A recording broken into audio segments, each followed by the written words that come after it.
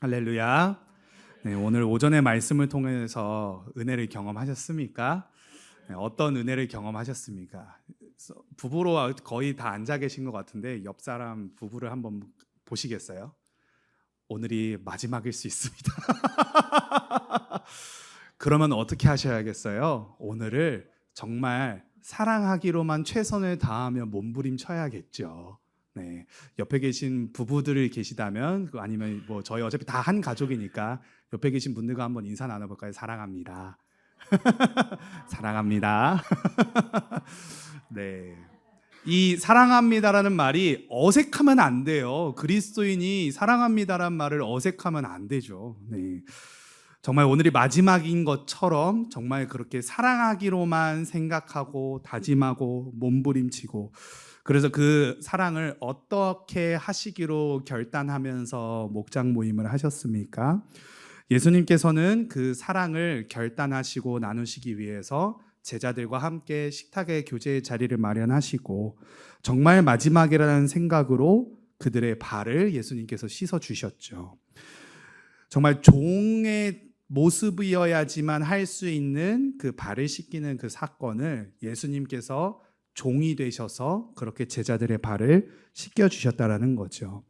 오늘의 본문의 말씀은 그렇게 발을 씻겨 주시고 난 다음에 이제 다시 겉옷을 입으시고 이제 수건을 다시 이렇게 정리를 하시고 난 다음에 하셨던 말씀입니다.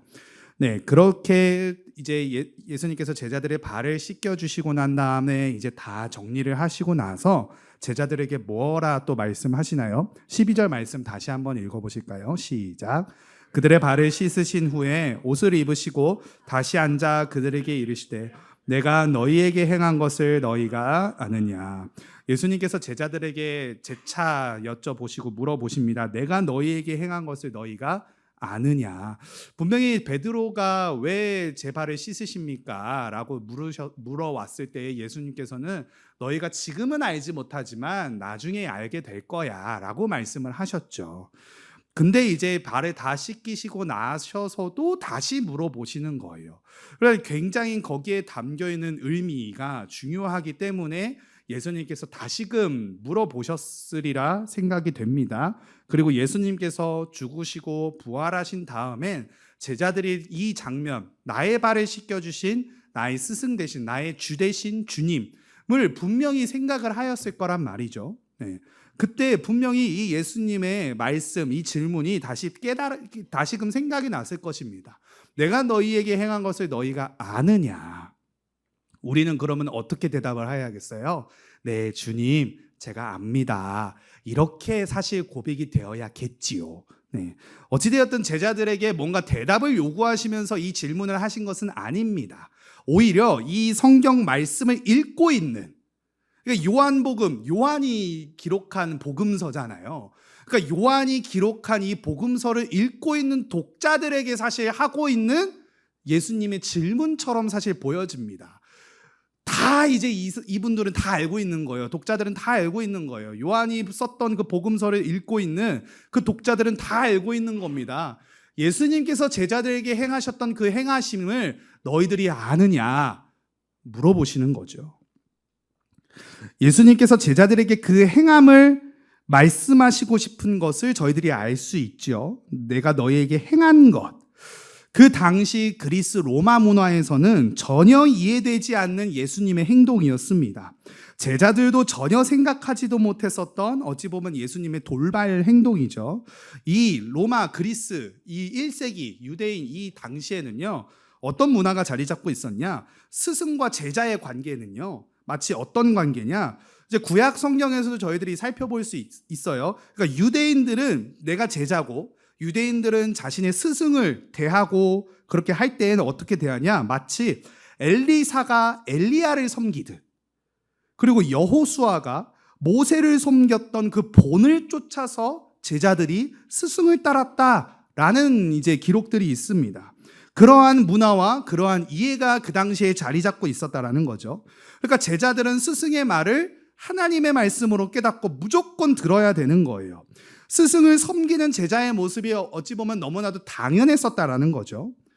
우리들에게도 너무나도 익숙한 모습이지 않습니까? 스승님을 섬겨야 되는 제자의 모습. 스승의 말을 따라야 하는 제자의 모습. 그것은 오늘날도 여전히 유효할 겁니다. 그래서 이 당시나 오늘날이나 마찬가지지만 작은 자가 큰 자를 섬겨야 하고 고용인은 고용주를 섬겨야 하고 제자들은 스승을 섬겨야 하고 그리고 종들은 주인을 섬겨야 하는 어찌 보면 이러한 당연한 문화와 관계와 그런 이제 모습들이 당연할 것인데 근데 예수님은 당시 그들의 문화 그러한 맥락들을 어떻게 하시는 거예요? 뒤집으신 거예요. 스승이 제자의 발을 씻겨준 거예요. 그러니까 그 예수님께서 식사를 잡수시러 가셨던 그 장소에 종이 있었는지 없었는지는 뭐 잘 모르겠습니다. 그것을 언급하고 싶지는 않고 분명한 것은 무엇이냐? 누가 누구의 발을 닦아줘야지 그 당시 문화사회에서는 이해가 될 수 있는 모습이었어요. 제자들이 예수님의 발을 닦아야 되는 게 정상적인 모습이었다고요. 근데 그게 아니라 오히려 예수님께서는 제자들의 발을 씻겨주시는 모습을 보여주시죠. 그럼 이게 무엇을 의미하는 것일까? 그러니까 예수님께서는요, 이 지극히 당연한 문화, 제자가 스승을 섬겨야 하는데 오히려 스승이 제자를 섬긴다? 당시 문화 안에서의 이 내용을 뒤집으시면서 제자들에게 하늘나라 복음의 비밀을 알려주고 싶으셨다라는 것이죠. 13절 말씀 같이 함께 읽어보실까요? 시작. 너희가 나를 선생이라 또는 주라 하니 너희 말이 옳도다. 내가 그러하다. 지금 예수님께서는 한 가지 염두에 두고 있는 그 문화가 있었습니다. 그 당시에 깔려 있었던 생각들, 가치관들이 있었어요. 뭐냐? 너희들이 나를 선생, 주라고 부르냐? 그래, 너희 말이 옳다. 그러니까 그 당시에 깔려 있었던 이 스승과 제자와의 관계, 그 당시에 깔려 있었던 종과 주인의 관계, 그것을 지금 그래, 너희들이 그렇게 이해하고 나를 따르고 섬겼던 거, 그것 옳다라고 말씀을 하시는 겁니다. 예수님도 제자들이 자신을 어떻게 따랐었는지에 대한 충분한 이해가 있었던 거예요. 그 당시 문화에서 제자들은 엘리사가 엘리야를 섬기듯 여호수아가 모세를 섬기듯 그렇게 따라다녔었던 것처럼 제자들도 예수님을 따랐다라는 것을 스승이셨던 예수님도 알고 계셨다라는 거죠. 그 당시 문화권 안에서의 제자들이 스승을 따르며 섬기는 모습, 제자들이 그러한 열심과 그러한 당시의 스승을 모셨던 제자의 모습으로 그 열심과 수고로 예수님을 따랐다라는 것을 그들이 알았다라는 겁니다. 그러니까 예수님께서는 그러한 당시의 문화, 스승과 제자와의 관계, 종과 주인의 관계에 있어서 중요한 원리를 깔아두고 지금 이 가르침을 제자들에게 하고 계셨다라는 거예요. 14절 말씀 같이 함께 읽어보실까요? 시작.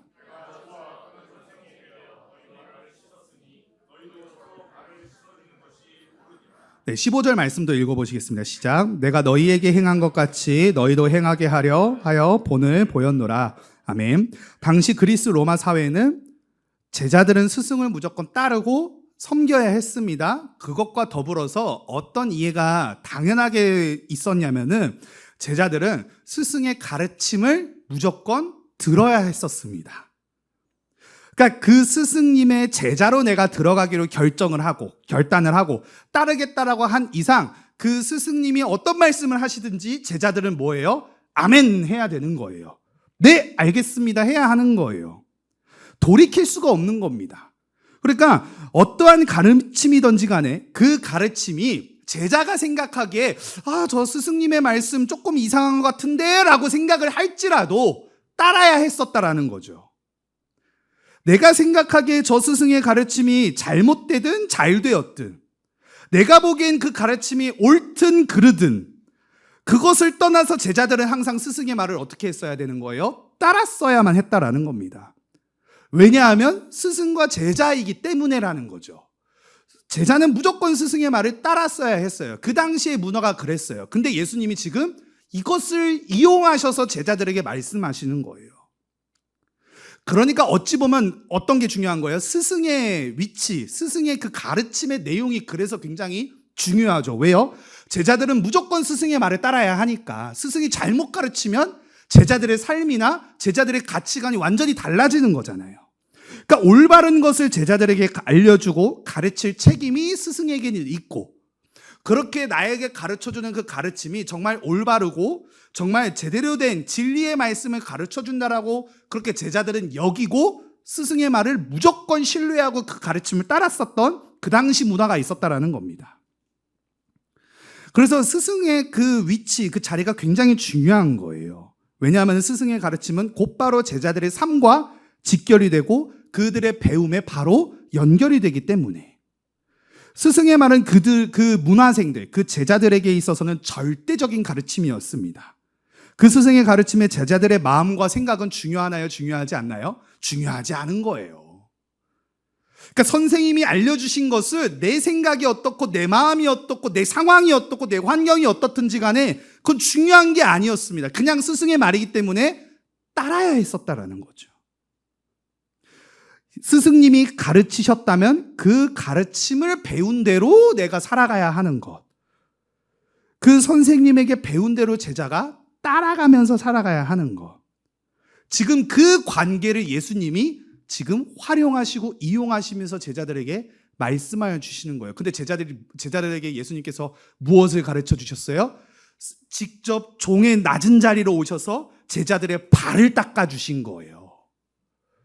그러니까 그 당시에 스승이 제자의 발을 닦아주는 것은 이해가 안 되는 예수님의 모습이었지만, 근데 또한 스승의 가르침을 제자들은 무조건 따라야 하기 때문에 예수님이 우리들에게 보여주셨던 그 섬김의 모습, 종으로 낮아지셔서 우리들의 발을 씻겨주셨던 그 모습을 나에게 가르쳐 주셨다면 제자들은 스승의 말을 무조건 신뢰하며 따라갔어야 했다라는 겁니다. 그래서 예수님께서 14절 말씀에 이렇게 말씀하시는 거예요. 내가 주와 또는 선생이 되어서 너희의 발을 씻겨주었다. 내가 그냥 너희들의 발을 씻겨준 게 아니다. 나는 너희들의 주님이고 선생의 위치에서 너희들의 발을 씻겨주었다. 그러니까 내가 지금 이거 가르쳐줬으니까 너희들 무조건 따라야 한다라고 지금 말씀하시는 겁니다. 내가 15절에서도 보시면 내가 너희에게 행한 것 같이 너희도 행하게 하려고 본을 보였다라고 말씀을 하시는 거예요. 그러니까 이 말씀은 무엇이냐? 제자들이 하고 싶을 때는 스승의 가르침을 따르고 하기 싫다고 해서 안 할 수 있었던 것이 아니란 사실입니다. 제가 그걸 할 마음이 없는데요. 제가 마음이 있어야지 이것을 따르고 행하죠. 저는 마음이 없어서 할 수가 없습니다. 주님이 저에게 마음을 아직 안 주시는 것 같아요. 사랑하는 여러분, 제자들의 마음이 동해야지만 이것을 따라야 한다는 것으로 말씀하신 것이 아니에요. 선생님이 보이신 본이 있기 때문에 따라야 하는 것이라는 사실입니다. 선생님이 제자들에게 가르치신 그 가르침의 내용이 있기 때문에 제자들의 생각이 어떠하든지 제자들의 마음이 어떠하든지 그것과 상관없이 스승님이 나에게 하신 가르침이기 때문에 내가 무조건 따랐어야만 했다라는 사실입니다. 이들의 스승은 누구예요? 예수님이시죠. 하나님의 아들이십니다. 아니, 하나님이신 예수 그리스도, 그 하나님의 말씀 가르치심이에요. 근데 어떻게 그 스승의 가르침이 부당하다 얘기를 할 수 있으며 그 스승의 가르침에 내 마음이 동해야지만 따라갈 수 있죠라고 얘기할 수 있겠어요? 말도 안 되는 것을 스승님이 저에게 요구하시는데 저 못하겠습니다. 제 상황과 환경을 아시면 그렇게 가르치실 수가 없죠라고 할 수가 없었다라는 거예요. 오늘의 말씀이 정말 오늘이 마지막인 것처럼 여기며 서로 사랑하며 아끼고 배려하고 섬기는 우리가 되자라고 아까 이제 가정사님을 통하여서 하나님의 말씀을 듣지 않았습니까? 예수님이 그렇게 지금 제자들을 가르치셨다고요. 그러니까 제자들이 서로 그렇게 섬겨야 한다라고 얘기를 했었는데 오늘 저희들도 마찬가지로 사실 그렇게 말씀을 들었지만 정말 오늘이 마지막 날인 것처럼 남편을 내가 맞이하는 마지막 날이고 아내를 맞이하는 내가 마지막 날이라 여기며 서로 사랑하며 아끼고 배려하고 섬기는 우리들이 되자라고는 했지만 오늘 또 집에 돌아가시다가 또 뭔가 이렇게 사건이 생기고 말다툼이 생겨가지고 막 이게 되고 아니면 돌아가시고 나서도 뭔가 시험의 상황이 생기고 어려움이 생길 수가 있죠. 그런데 그때는 우리가 무엇을 생각해야 되는 거예요? 내 아내가, 내 남편이 그렇게 할만해야 내가 하죠. 오늘의 말씀 좋습니다. 마지막인 것처럼 그렇게 사랑하라고 말씀하셨는데 저는 사랑 못하겠습니다. 저 꼴을 보고 어떻게, 저 모습을 보고 어떻게. 근데 그때 우리는 무슨 생각을 해야 되는 거예요? 근데 그 가르침이 누구의 가르침이다? 우리의 스승 되신 예수님의 가르침이라고요. 나의 주인 되신 예수님의 가르침이라고요. 그러면 나의 마음과 나의 생각은 사실 중요한 게 아니라 이건 뭐예요? 순종하냐 안 하냐의 문제가 된다는 사실입니다. 나의 선생님이 예수님이시지. 내게 지금 이 말씀을 해주신 나의 주님은 예수 그리스도이지. 라는 그러한 말씀으로 이 말씀을 대해야 된다는 겁니다. 내 감정이, 내 마음이, 내 생각이 정말 그것을 할 수 없다라고 메아리치고 소리치고 막 바락바락 하더라도 우리는 뭐 해야 되는 거예요? 이 말씀을 따라야 하는 거예요. 왜요? 선생님이시, 우리의 주님 되신 예수 그리스도의 말씀이니까요. 그러니까 마음과 생각에 동의가 되어서 하는 영역이 아니라는 것입니다. 제가 은혜가 있어야 하죠? 아니, 저 사람이 좀 그럴만해야 제가 사랑을 베풀죠? 오늘도 말씀을 들었어도 전혀 바뀌지 않는 내 남편, 내 아내의 모습을 보는데 제가 어떻게 그걸 할 수 있겠습니까?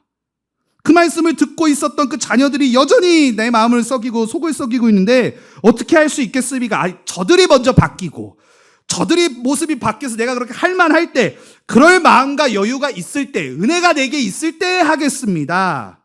사랑하는 여러분, 이 말씀은 그러라고 주신 말씀이 아니라는 거예요. 내가 14절을 다시 한번 보여주시겠습니까? 내가 주와 또는 선생이 되어 너희의 발을 씻었으니 너희도 서로의 발을 씻어주는 것이 옳으니라. 사랑하는 여러분, 이건 하냐 안 하냐 순종의 문제라는 거예요. 마태복음 5장 46절의 말씀은 이렇게 말씀하십니다. 앞에 나오거든요. 같이 함께 읽겠습니다. 시작. 너희가 너희를 사랑하는 자를 사랑하면 무슨 상이 있으리요? 세리도 이같이 아니하느니라. 아멘. 세리도 하지 않는 그 일들을 지금 그리스도인들이라고 하나님을 믿는다고 하는 사람들이요, 어떻게 하고 있냐? 내가 사랑할 수 있는 사람만 사랑하는 거예요.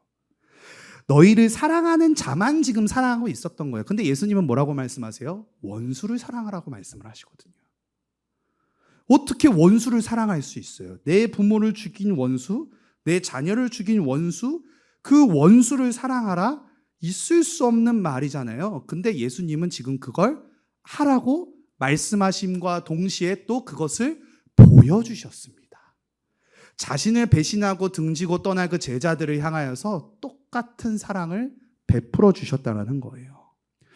그래서 목사님께서 저희들에게 참 도전되는 말씀을 하신 적이 있습니다. 뭐냐면요, 사랑을 하기 위해서 꼭 그 사람을 좋아할 필요는 없다라는 겁니다. 뭐냐, 사랑이요, 감정의 영역이라고만 우리가 생각을 했지만 사실 이건 감정의 영역이 아니라 우리의 의지의 영역이라는 거예요. 내가 사랑하기로 결단하고 주님이 나에게 말씀하신 것이니까 내가 사랑하겠습니다, 순종하기로 몸부림치면 내 마음 안에 그 좋아할 마음이 없이 시작을 하더라도 결국엔 그들을 향한 하나님의 긍휼의 마음을 우리가 품을 수 있고 사랑을 할 수도 있게 된다는 사실이죠. 사랑하는 여러분, 그런 사랑을 지금 예수님께서 저와 여러분들에게 행함으로 보여주신 것입니다. 그 사랑으로 저와 여러분들의 죄를 대신 지시고 십자가에 달리셨다는 사실이에요. 사랑하는 여러분, 내 마음이 그렇지 못하고 내 생각이 저 사람을 봤을 때 어떻게 그럴 수 있겠냐 싶으셔도, 사랑하는 여러분, 누가 하신 말씀이라고요? 우리의 스승 되시고 주인 되신 예수님이 하신 말씀이니 이것은 그냥 우리가 순종해야 된다는 겁니다. 만약에 여러분들의 마음이 정말 어렵고 힘드시다면 기도하시기 바랍니다. 기도하시면서 그 마음을 제게 부어주시옵소서. 주님이 나를 주님이 진짜 죄인 중에 괴수만도 못한 저를 사랑하셨는데 제가 다른 사람을 보고 힘들고 어려운 마음들이 있습니다. 주여, 주님이 나를 사랑하신 그 마음이 내 안에 일어나 제가 그 원수를 사랑하게 되게 하여 주시옵소서. 같이 그렇게 기도하시면서 우리들에게 특별히 허락하신 블레싱 가든 이 가정이라는 귀한 공동체 안에서 정말 오늘 하루 사랑하기로 치열하게 몸부림치시며 살아가시는 저와 여러분들 되시길 간절히 축복합니다.